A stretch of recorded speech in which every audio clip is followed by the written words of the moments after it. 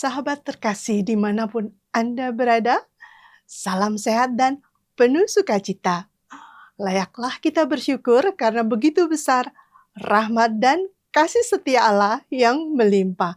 Senang sekali saya Laurencia Fani dapat menjumpai dan akan menemani Anda semua di acara kesayangan kita, Oase Rohani Katolik. Edisi hari ini, peringatan wajib Santo Bernardus Abbas dan Pujangga Gereja.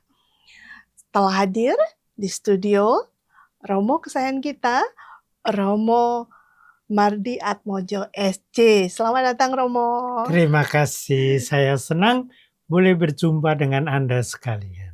Ya Romo, kita mulai saja ya Romo. Baik, Baik sahabat terkasih, kita mulai acara kita ini dengan doa pembuka yang akan dipimpin oleh Romo Mardi. Silakan Romo.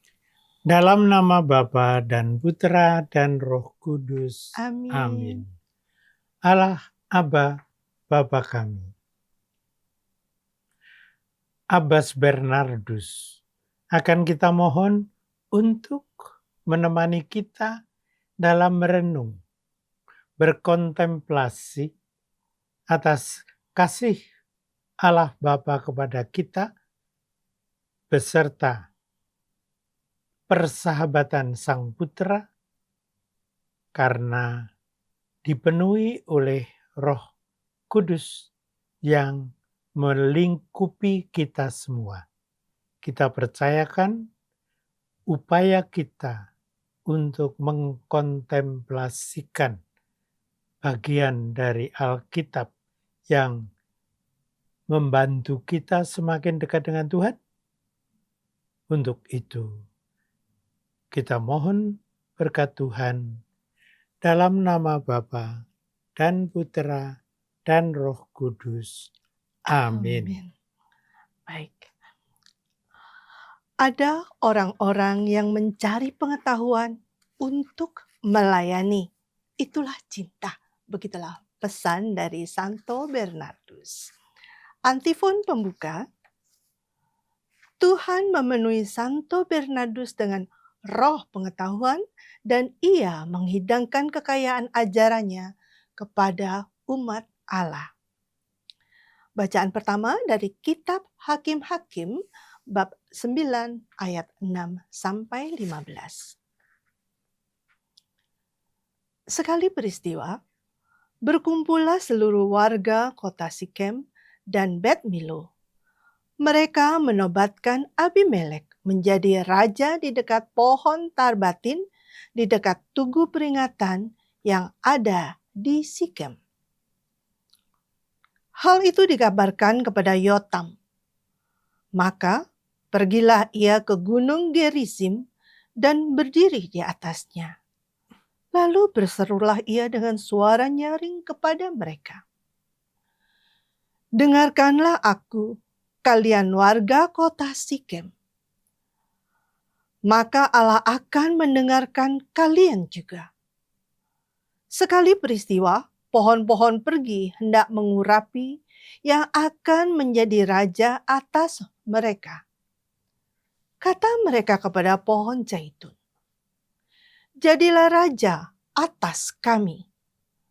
Tetapi jawab pohon zaitun itu kepada mereka, masakan aku meninggalkan minyakku yang dipakai untuk menghormati Allah dan manusia dan pergi melayang di atas pohon-pohon? Lalu kata pohon-pohon itu kepada pohon ara, mari jadilah raja atas kami.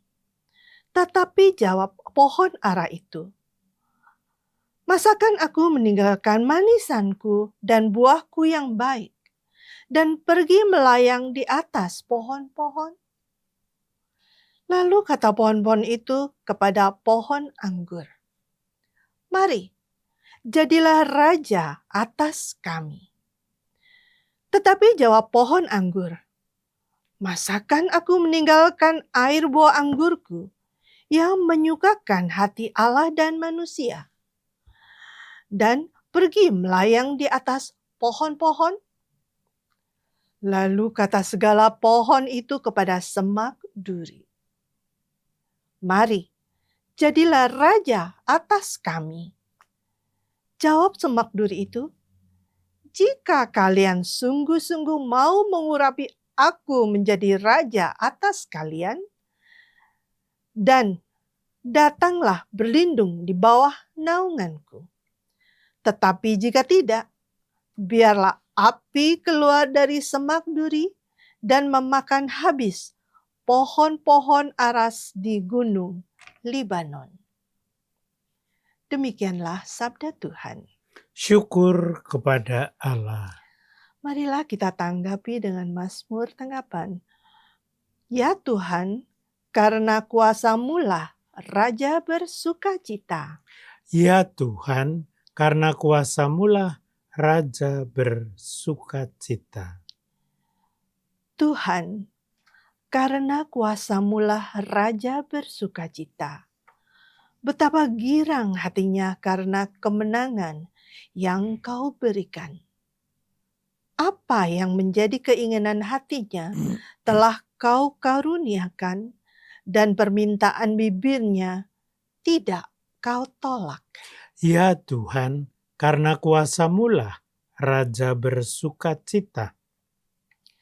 Sebab Engkau menyambut dia dengan berkat melimpah. Engkau menaruh mahkota dari emas tua di atas kepalanya. Hidup dimintanya daripadamu, dan Engkau memberikannya umur panjang untuk selama-lamanya. Ya Tuhan, karena kuasa-Mulah Raja bersukacita. Besarlah kemuliaannya karena kemenangan yang Kau berikan. Keagungan dan semarak Kau karuniakan kepadanya.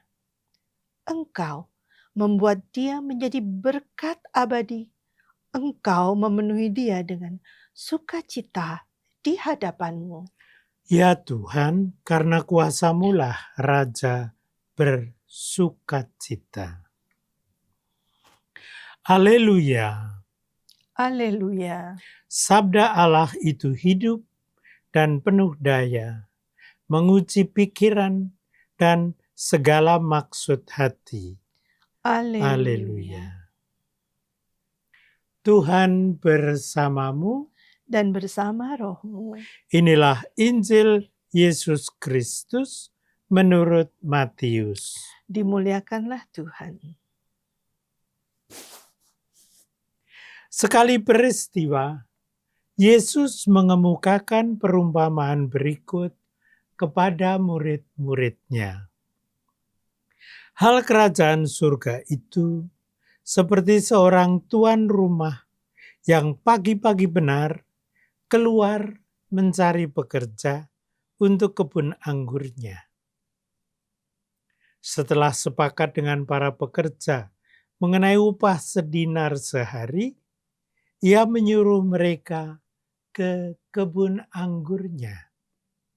Kira-kira pukul 9 pagi, ia keluar pula, dan dilihatnya ada orang-orang lain menganggur di pasar. Katanya kepada mereka, "Pergi jugalah kalian ke kebun anggurku, dan aku akan memberimu apa yang pantas." Dan mereka pun pergi. Kira-kira pukul 12 dan pukul 3 sore, ia keluar pula dan berbuat seperti tadi. Kira-kira pukul 5 sore, ia keluar lagi dan mendapati orang-orang lain pula, lalu katanya kepada mereka, "Mengapa kalian menganggur saja di sini sepanjang hari?" Jawab mereka, "Tidak ada orang yang mengupah kami." Kata orang itu, "Pergilah kalian juga ke kebun anggurku." Ketika hari sudah malam, berkatalah tuan itu kepada mandornya, "Panggillah sekalian pekerja dan bayarlah upahnya, mulai dari yang masuk terakhir sampai kepada yang masuk terdahulu." Maka datanglah mereka yang mulai bekerja kira-kira pukul 5 sore. Dan mereka masing-masing menerima 1 dinar. Kemudian datanglah mereka yang masuk terdahulu. Mereka mengira akan mendapat upah yang lebih besar. Tetapi mereka pun menerima masing-masing 1 dinar juga. Ketika mereka menerimanya, mereka bersungut-sungut kepada tuan itu. Katanya, mereka yang masuk paling akhir ini hanya bekerja 1 jam. Dan engkau menyamakan mereka dengan kami yang sehari suntuk bekerja berat dan menanggung panas terik matahari. Tetapi Tuhan itu menjawab salah seorang dari mereka, Saudara, aku tidak berlaku tidak adil terhadapmu. Bukankah kita telah sepakat 1 dinar sehari? Ambillah bagianmu dan pergilah. Aku mau memberikan kepada orang yang masuk terakhir ini sama seperti kepadamu. Tidakkah aku bebas mempergunakan milikku menurut kehendak hatiku? Atau iri hatikah engkau karena aku murah hati? Demikianlah yang terakhir menjadi yang terdahulu, dan yang terdahulu menjadi yang terakhir. Demikianlah sabda Tuhan. Terpujilah Kristus. Sahabat Oase Rohani Katolik yang dikasihi Tuhan, telah kita simak bersama firman Tuhan pada hari ini. Baiklah, sekarang kita akan mendengarkan inspirasi yang akan dibawakan oleh Romo Mardi untuk mengisi oase rohani kehidupan kita. Baik, Romo Mardi. Ya, kita mulai dari mana nih, Romo? Silahkan. Ya, dari Santo Bernardus, Romo. Ya, boleh. Seperti nama Romo Mardi ya. Ya. Bernardus. Apa ya tengahnya sebelum Mardi Atmojo? Subroto. Subroto ya, Bernardus Subroto Mardi Atmojo. Ya. Baik, Romo, silakan. Santo Bernardus adalah seorang pelindung bagi hidup saya, tapi juga bagi hidup banyak orang. Contohnya, ketika saya selesai studi di Mertoyudan, Magelang, saya menggunakan waktu untuk pergi ke Rowoseneng. Mengapa? Karena Rowoseneng belajar hidup kontemplatif, biarawan dari Santo Bernardus. Santo Bernardus mulai dari Citeaux, itu daerah Prancis agak di utara, dan kemudian masuk biara yang nanti akan menjadi penting, biara Clairvaux. Itu adalah suatu biara lembah yang cerah, Clairvaux.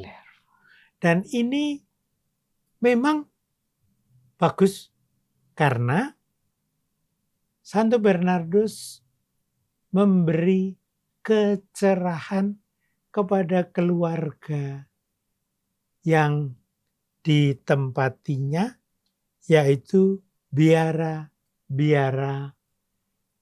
Trappist. Dan dengan demikian dikatakan bahwa Santo Bernardus ikut membaharui biara itu, dan sekarang ini misalnya keluarga dari Rowoseneng, para Trappist, dari Gedono dekat Salatiga, para suster memandang Santo Bernardus sebagai pembimbing. Mungkin baik kalau kita bicarakan. Pembimbing dalam hal apa? Pembimbing dalam hal yang pertama-tama soal berkontemplasi. Apa itu berkontemplasi? Berkontemplasi adalah suatu cara dalam gereja di mana kita mengarahkan hati kepada Tuhan, tidak dengan banyak cincong, tetapi dengan mencoba mengkontemplasikan Allah. Artinya memandang, membuka hati agar supaya ada hubungan batin antara Allah dengan kita manusia. Caranya adalah dengan lebih mencoba memandang, buka mata. Kita tahu, mata ini baru diubah oleh orang yang tahu kacamata. Dan karena itu menjadi lebih cerah. Cerah. Ini adalah sesuatu yang sangat penting. Lampu cerah menyebabkan kita bisa melihat dengan jelas. Cerah memandang Allah. Sesuatu yang kita inginkan pada waktu kita berdoa, memandang Tuhan itu maunya apa ya? Karena kadangkala kita itu sembahyang dan lalu menutup mata. Tentu saja tidak salah. Tetapi kalau pengen memandang Allah sendiri, kita mencoba membuka mata hati kita. Supaya dengan demikian kita ngerti kayak apa sih Tuhan itu. Salah satu bentuknya tentu kita membaca kitab Kejadian. Waktu beliau Allah sendiri menciptakan. Dan ini berbagai macam cara. Oke. Tetapi sekarang kita mohon Tuhan berkenan menyinarkan diri kepada kita. Itu dikatakan dalam Konsili Vatikan kedua. Yesus Kristus adalah terang bangsa-bangsa. Menyinarkan relasi hubungan kita dengan Allah dengan mencoba memandang Tuhan maunya apa ya kira-kira. Kalau kita di atas gunung dan bukit. Itu kita lihat dalam bacaan tadi. Dalam bacaan dikatakan, pergilah ia ke gunung. Gunung. Di atas sana. Karena kita menuju ke arah surga. Maka, kalau mau memandang ke atas, ke puncak, ke Rawaseneng, atau ke Tawangmangu, atau ke Gunung Batu, atau ke Gunung Bromo, dan sebagainya, buka mata. Di sana ada apa ya? Nah, kepada Tuhan kalau kita berdoa, kita bertanya, Tuhan menghendaki apa ya? Saya berkenan, Tuhan berkenan. Karena seringkali saya berkenan. Tuhan dengarkan dong doaku. Enggak. Kalau ini memandang supaya Tuhan berkenan bincang berbicara kepada kita. Iya Romo, kontemplatif ya Romo ya. Betul. Ya, tapi ordernya OSCO. Kalau boleh saya tanya, Romo bukannya order Jesuit ya, SJ, tapi belajar di kontemplatif bagaimana itu Romo? Benar. Saya memang menjadi anggota Serikat Yesus. Namun, salah satu yang terjadi dalam diri Santo Ignatius dari Loyola ketika dia mendapat malapetaka, ditembak kakinya, itu lalu oleh keluarganya dimasukkan di kamar 9 bulan. Membaca Alkitab dan membaca juga orang-orang suci, antara lain Bernardus. Poinnya apa? Ignatius belajar dari Santo Bernardus. Membuka hati, membuka mata, agar dapat berkontemplasi dengan Allah.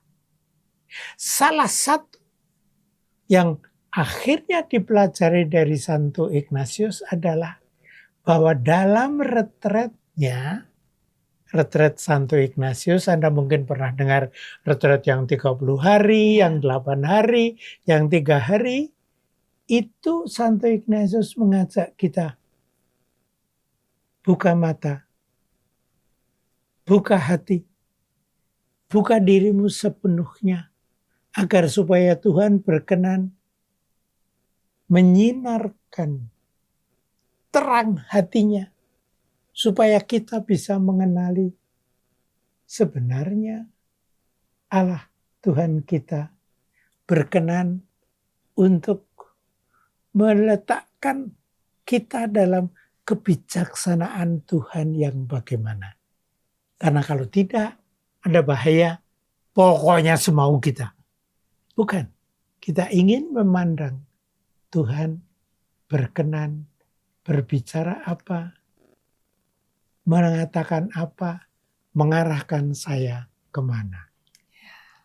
Sebabnya itulah, maka Ignatius belajar dari Bernardus, dan banyak anggota Serikat Yesus juga menjunjung tinggi Santo Bernardus sebagai seorang guru kontemplasi, seperti para saudari dan saudara pengikut Bernardus di kalangan keluarga Trappist dan Sistersian. Ya, luar biasa Romo.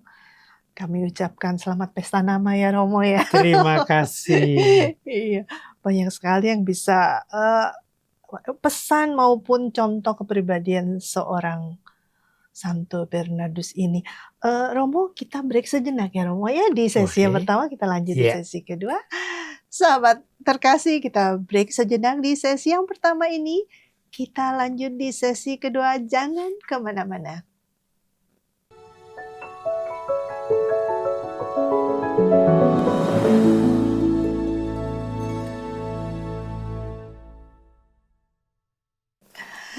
Sahabat terkasih, jumpa lagi di sesi kedua. Terima kasih untuk kesetiaan Anda yang masih bersama kami, Oase Rohani Katolik, edisi hari ini peringatan wajib Santo Bernardus. Masih bersama dengan kita, Romo Mardi, dan saya Fani akan melanjutkan permenungan untuk hari ini.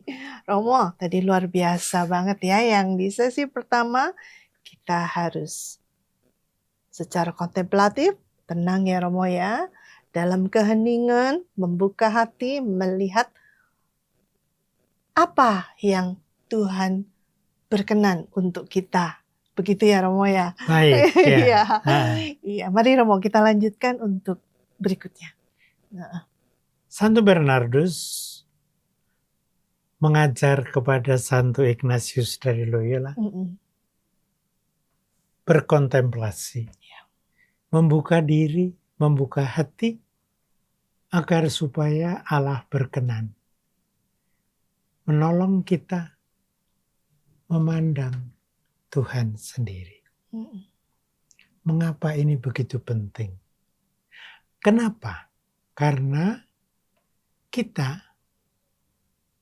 kerap kali memandang diri sendiri egois. Lupa bahwa akhirnya arah hidup kita bukan si aku, tetapi Tuhan yang hadir dalam sesama kita. Kalau tadi kita membaca Matius, maka yang diperlihatkan adalah kalau bekerja dengan Tuhan, bagi Tuhan, buka mata, buka telinga, buka indera.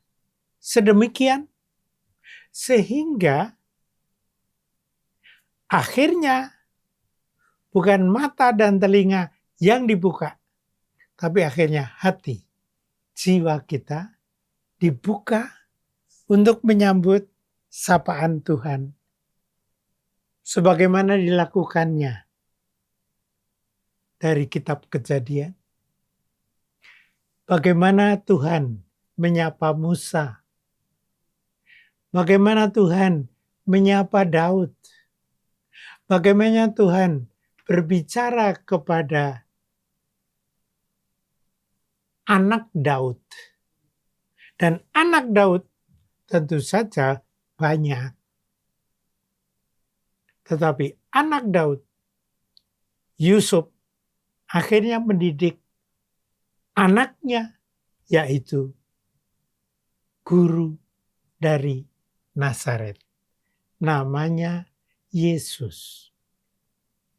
Kalau kita memandang ke-12 rasul atau ke-70 murid, maka salah satu yang kerap kali dilakukan oleh Tuhan Yesus bersama para murid adalah buka mata, buka telinga, memandang, mendengarkan, memandang kepada Allah, mendengarkan Allah. Artinya apa? Mencoba siap kalau Tuhan akan mengatakan sesuatu dan Tuhan akan memperlihatkan sesuatu. Salah satu yang bagi kita diucapkan dalam bacaan Matius tadi adalah bahwa orang menangkap Allah mengendaki apa. Bukan aku ingin apa. Karena kerap kali kita mau, Tuhan dengerin dong, aku butuh apa. Dan kerap kali kita bilang kepada dia, Tuhan saya kan udah berbuat ini dan itu. Tuhan berbuat apa? Kita lupa bahwa sebetulnya semuanya dari Tuhan. Dengarkan dia bicara apa. Dengarkan dia mengucapkan apa. Dengarkan dia menyampaikan apa. Dan salah satu yang dipentingkan adalah menyampaikan hati Tuhan. Bukan menyampaikan benda. Bukan menyampaikan mawar indah sekalipun. Bukan.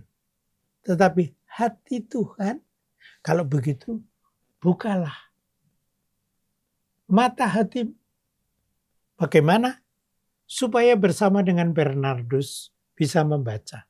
Nah, salah satu yang indah pada cara pembaharuan Bernardus adalah membangun kembali rumah biaranya.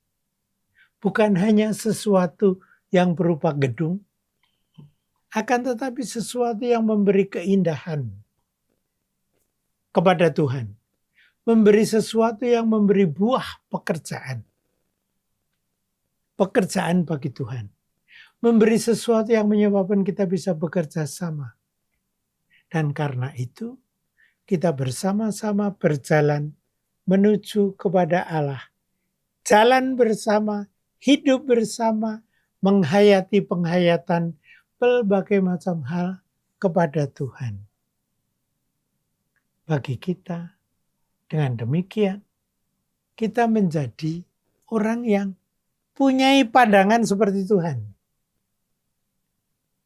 Bagaimana? Memberikan Sang Putera kepada kita semua. Lalu Sang Putera berbuat apa? Berbagai macam hal. Ada yang bagi kita memperlihatkan sesuatu yang indah.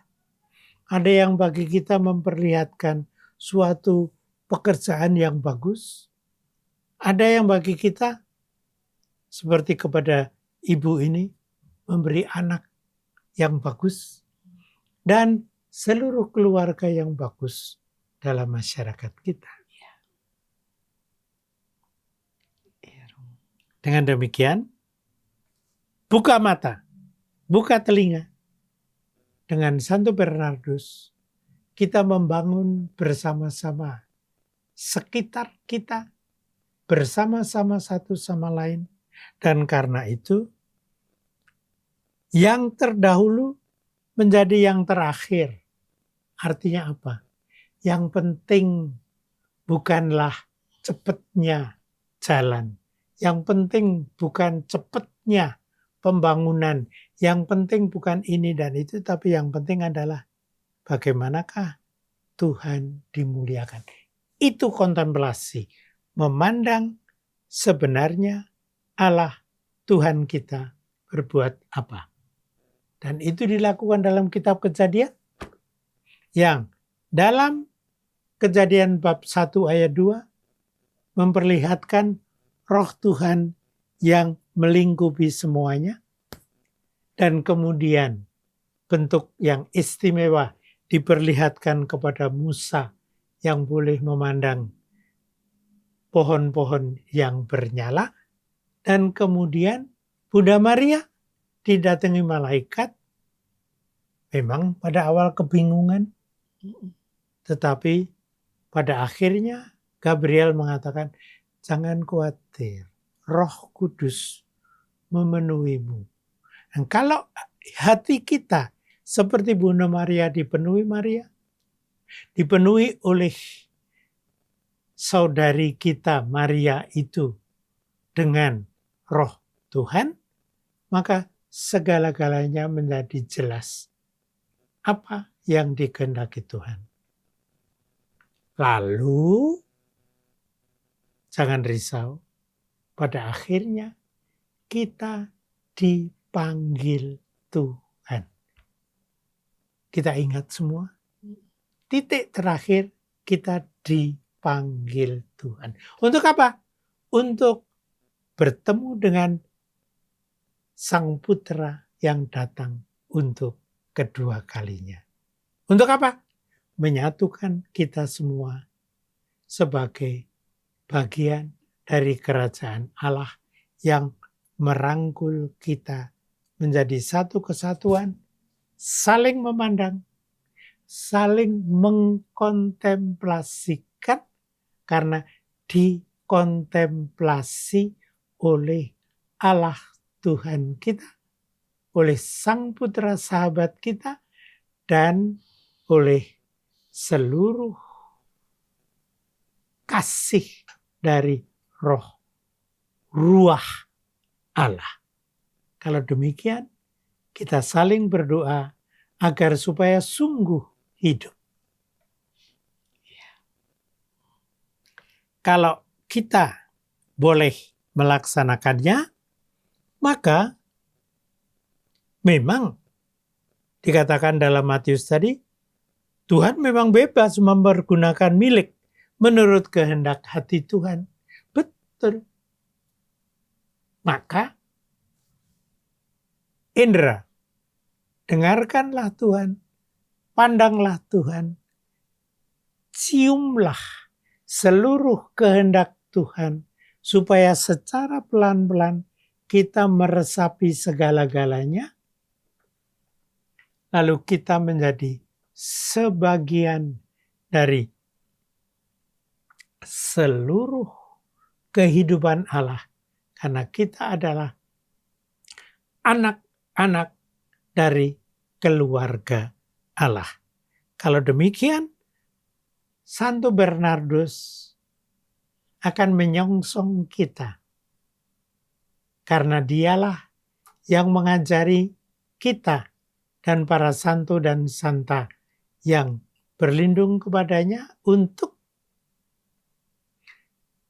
bersedia disentuh, dijamah, dipandang, dan diberkati oleh Allah Tuhan kita, Yesus Kristus, Sang Putra, bersama dengan Roh Kudus yang menyatukan kita dengan Allah Bapa menjadi satu, karena kita semua dipanggil kepada Allah yang Maha Agung.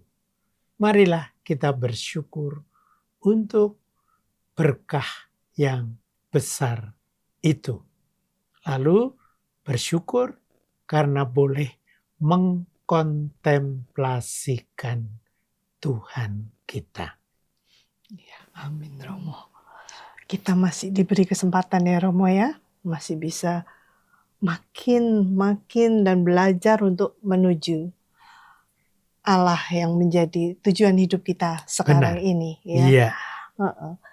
Seperti kalau kita membaca di yang Matius tadi ya Romo ya, itu hanya pandangan manusia saja bahwa iri hati Romo ya, penilaian dan haknya Tuhan itu udah nggak bisa diganggu lagi.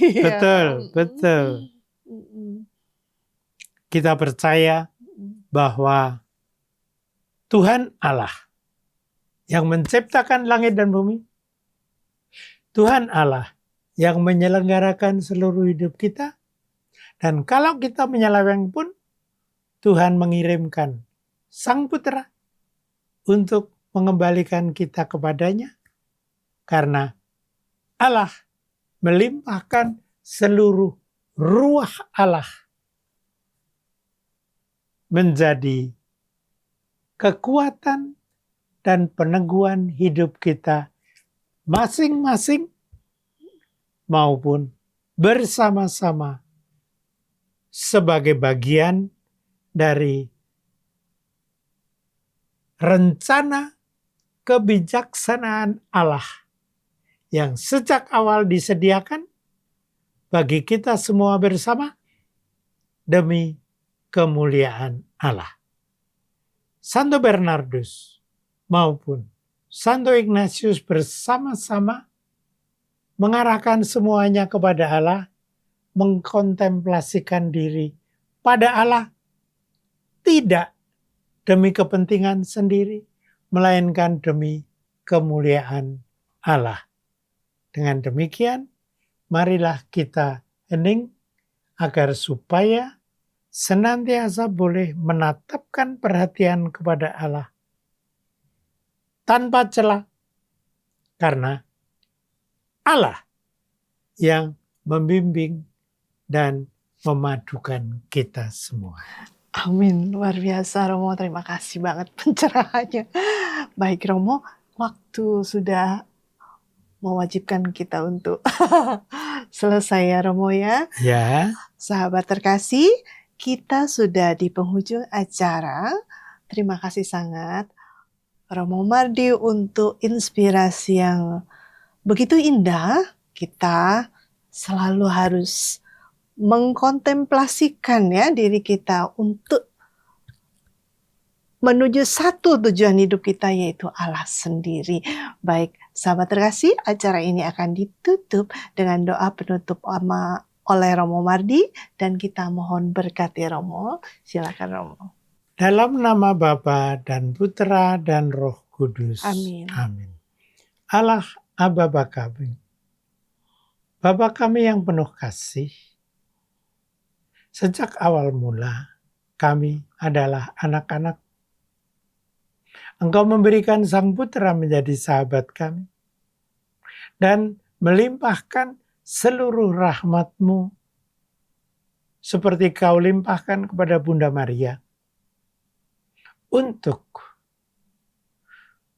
memandang Engkau, mengkontemplasikan Engkau dalam hidup kami demi kemuliaan nama-Mu.